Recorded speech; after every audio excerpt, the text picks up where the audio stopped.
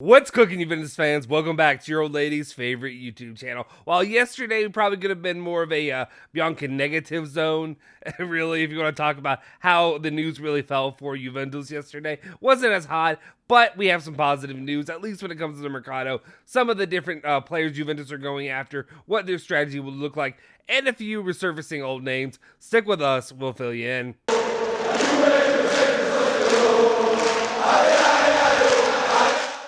Ciao ragazzi, welcome back to the Bianconerizonechannel. My name is Justin Sofro. Today, it's Friday, April 22nd, 2022, and of course I got your latest rundown of all things Juventus, all the news that you care about each and every day as quickly as possible to get you in and out and about. Before we do anything though, please smash that like button. Again, I cannot urge you enough how important it is to like the video. It really helps our channel. If you enjoy what we do here at the channel, hit that like button so that way we can keep doing it. Also hit that subscribe button if you haven't already, and hit that bell icon to stay notified for all of our latest videos.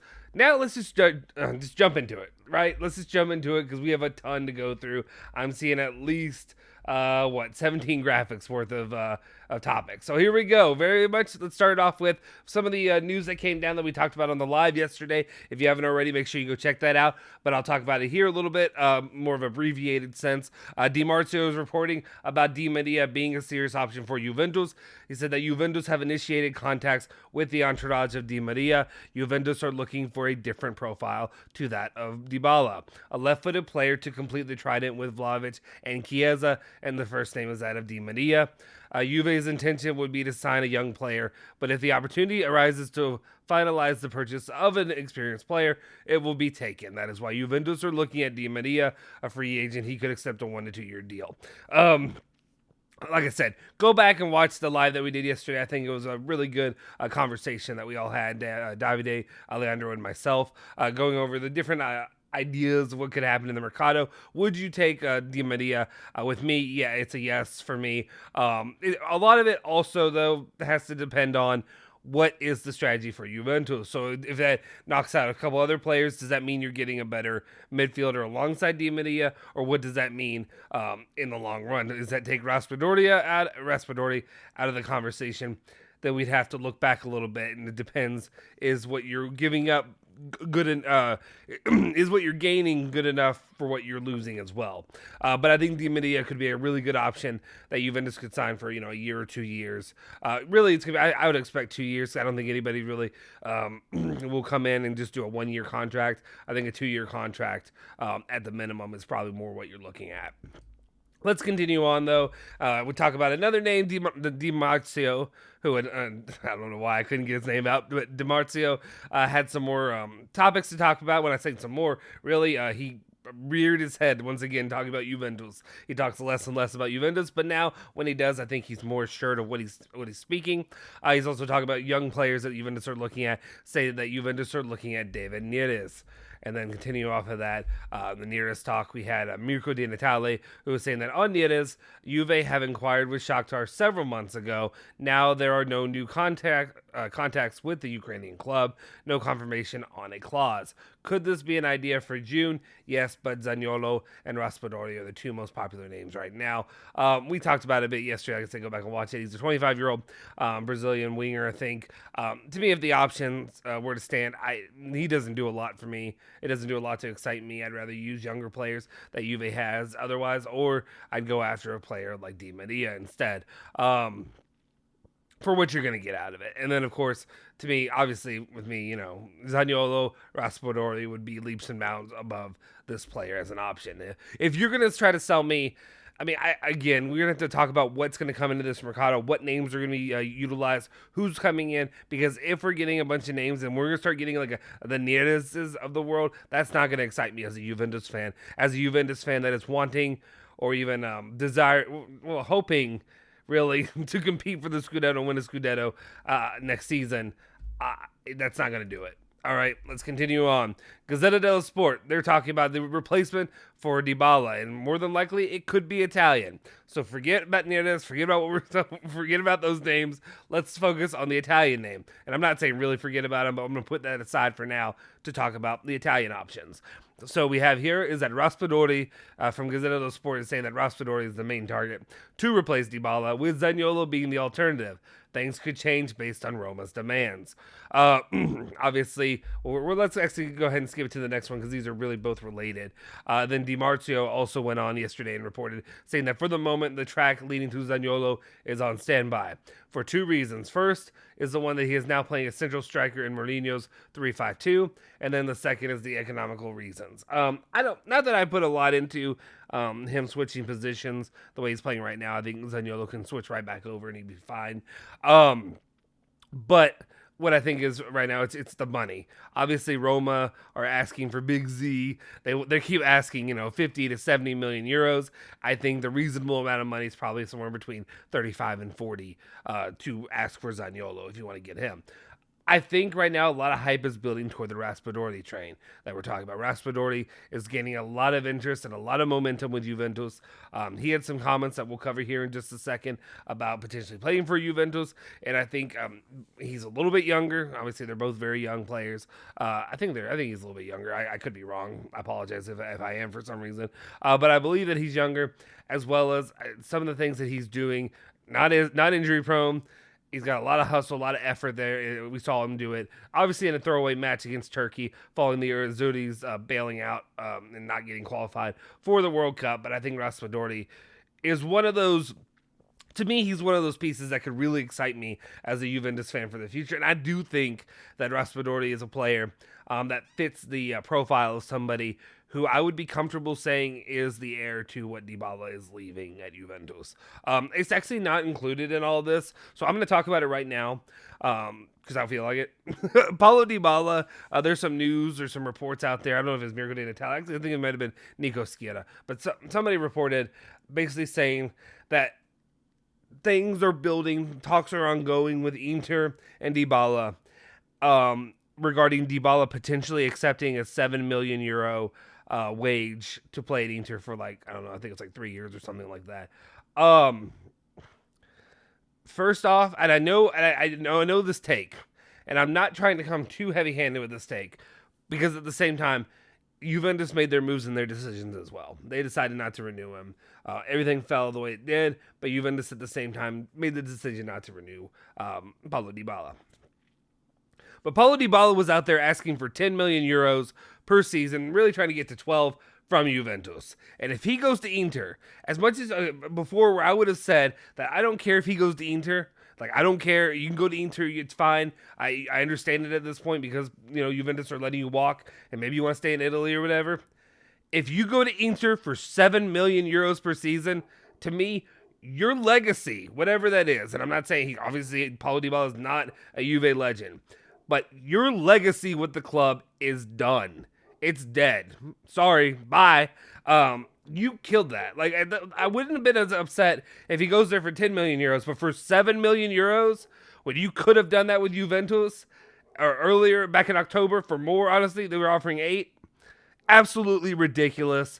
I'm disgusted by it, to be honest. So whatever, move on. Nothing's finalized, but at the same time, I don't know. You can disagree with me, but I think fans can be pissed about that. I'm a little bit perturbed by that. By you going and taking a pay cut just to go to Inter instead of going somewhere else. We'll see. He may go somewhere else, and maybe this is all for naught. But that move would not sit well with me. All right, let's continue on. I had to get that off my chest. Let's go. We're still in Raspadori, though, and then the next conversation is Raspadori, who was talking with Gazzetta dello Sport, and they asked about his interest in Juve. He said, the interest of Juve and other big teams is nice. I'd like to go to a big team. I'm in the right mindset for the Champions League. I'm proud to be compared to Dybala and to be thought of as his heir. He's very good behind the striker, and I'm very good too. I grew up as a striker, and I still like playing as a 9. But in this role, I'm at the center of the game. So just again, obviously saying he's excited. He's, I think there's a bit more of a feeling with Raspadori that there's growing interest on both sides of him being excited to come play for Juventus and be the follow-up to Paulo Dybala, to be hopefully a longer standing, and Paulo Dybala did plenty of good things while he's here at Juventus. It's just unfortunate the last 2 seasons have been to be honest, a waste. Last 2 seasons, the 18-19, or not 18-19, the 19-20 with Dybala and Ronaldo together was probably the last time I thought he looked pretty decent. But honestly, he was out the entire last season, and this season he just couldn't get healthy. We'll see if he continues that trend at Inter. But anyway, when it comes to Raspadori, I think he's going to be a good option. I think that would be one that would excite me moving forward as a fan. Talking about players that would excite me moving forward, we know we're going to have to talk about it. And I know there's probably a bit more of a divisive feel about this player than there was previously. That is that Donnarumma is back on the scene. The name is Paulo Nanmolo is talking about Donnarumma. He's still a future option for Juventus, I guess. He's saying that I repeat what has already been written extensively in previous posts with details. Juve are interested in Donnarumma for 2023. That is the expiry of the 2 fiscal years in France to take advantage of the growth decree. So supposedly this could still work out that he could end up at Juventus. It's not going to happen in this Mercado. It's not going to happen. Well, I guess the winter would be 2023, but it's not going to happen. And then it could be the summer of 2023. Closer to the time, maybe that is the time. I don't know. I know somebody is doing a countdown of when Szczesny, his contract expires. I don't know. Szczesny's been fine. I know we crushed him for the first 2 months, but really since then he's been a very good goalkeeper. I still would be okay with him staying at Juventus. But obviously, to me, if you can get Donnarumma, and I think Donnarumma struggled just because PSG had their own issues, their own mess of a club. There's what happened. I mean, I know I'm just listing off the negatives, but I think it's just a bit of a downturn just to see him come back and be as good as anybody. I think Donnarumma is still a very good goalkeeper, and I think people are being a little bit overly critical on him right now. And I think he's probably going to be a very good to great goalkeeper for the Italian national team for a long time to come, to be honest. So I would love to see him not only rep the Italian national team, but also do the same with Juventus moving forward. So we'll see what happens, but obviously we have a long time to wait for that one. Now we look at more of the defense and where the options that Juventus are trying to go and get in the defense. And of course, we talk about Rudiger. We've talked about him almost every day for the last, few weeks. Fabrizio Romano is talking about his situation, saying that Antonio Rudiger will decide his future in the coming weeks. He's waiting for Chelsea. He's been more than respectful, but there's still no change. Real Madrid have never been out of the race, always in contact. Paris Saint-Germain and Juventus pushing, it's still open. So right now, we'll see how this ends up going through. I know that looks almost like a little bit more positive for Juventus moving forward, but at the same time, I still talk about each and every day the wages seem astronomical. The extra fee that he wants on top of the astronomical. We'll see what happens there. But that's the latest update with him.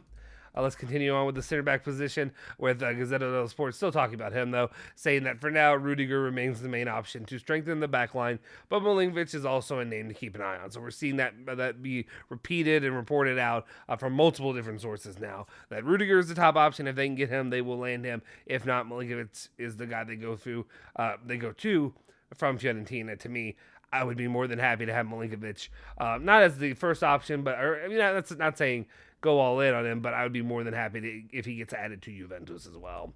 We talked about him. He was a name that was floated out there, obviously, pretty heavily in the last Mercado there, or last summer Mercado. Now let's move to the midfield and talk about the different options that they're going to try to figure out there. Gazzetta dello Sport's reporting that Allegri wants a big-name midfielder, and we know this. We talked about the big splash. He's got to get a big splash coming to Juventus, saying that with it being Pogba is the dream for him. Jorginho is a possible option, and then Milinkovic-Savic preferred, but he's being very complicated because of the Lotito situation. So it's really everything we talked about on the channel, right? It's just continuing to build on the story and continuing to really see how the pieces can be set, because you're going to see the difficulty level just really laid out there for you. Pogba's a dream, but not super, super difficult. It's just monetarily. And then Jorginho is probably the easiest option. Maybe, I don't know exactly how easy it'll be, because you're still going to have to go through Chelsea and pay them, and potentially a new owner there and that whole situation. But then Milinkovic-Savic would be the best option. But also, it's felt for years that it's almost impossible to get him from Lotito because Lotito has his feelings about Juventus and he's just ridiculous overall. Corriere dello Sport is talking about Rabiot's future at the club, saying that a Rabiot transfer is not so certain at the moment. Juventus will wait to see how the season ends before possibly evaluating a sale or a new deal. Rabiot's, again, I don't want to dive too much into this, but obviously Rabiot's had a couple okay games recently. But to me, I still stand firmly in the corner of Rabiot should be gone by the end of the season. If you can move him, move him. I don't need to see Rabiot in the midfield again. I don't need another season of Rabiot being that guy who's always in the midfield. He's just placed right there in there, and you can never move him with Allegri for some reason. I don't get it. It hasn't worked out. It hasn't looked good for a majority of the season. There's no reason to keep doing this. There's no reason to make Juventus fans suffer through another season of Rabiot there in the starting lineup. That's how I feel. All right, talk about other players that their future is uncertain. Well, it's pretty certain if you're being honest. It's Bernardeschi and Sky Sports reporting saying that Bernardeschi's future seems farther and farther away from Juventus. The club has no intention of offering him a new contract. Bernardeschi will definitely not be a part of the Juventus' roster next season. It's done. Bernardeschi will leave at the end of the season. We will part ways, shake hands, high five, whatever it takes. Thank you for what you did. Move on. Let it die, guys. All the people on Twitter, all the people in the comments. There's not that many people in the comments. Most of the people in the comments are pretty like-minded. But at the same time, I do. If you feel differently, leave a comment and let me know your real reasoning. I just don't think. Yeah, Bernardeschi had that goal the other day. Fine. A blind squirrel finds a nut every once in a while or whatever. That's it. That's. Thank you. Let's move on. Let's get a better option there. All right. Now let's continue on. Gazzetta dello Sport's reporting about the left back options that Juventus are looking at. Really more of the same news, I feel like. Saying that Juventus have a list of players for the left back position. Lodi and Alonso are a few of the names on that list. So nothing really groundbreaking there. But when it comes to it, obviously Lodi would be the name that I tend to like a lot. But he's going to be not cheap to really get.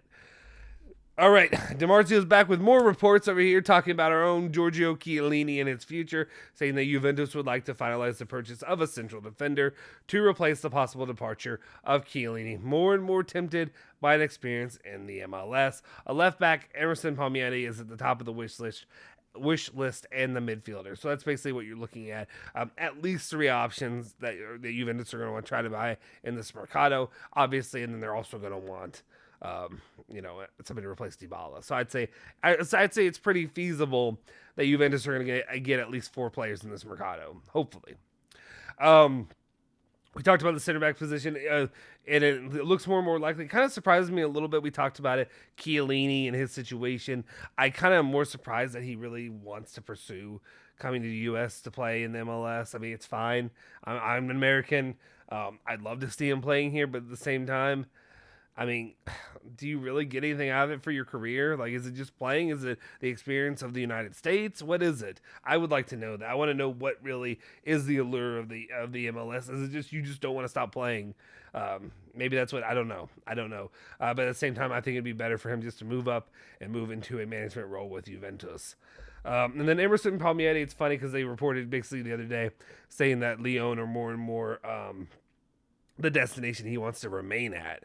So as much as, that may bring a sigh of relief to a lot of people, but it's interesting to see that Emerson Palmieri is still high on that list. I'm sure our guy Alejandro will be very happy to hear that.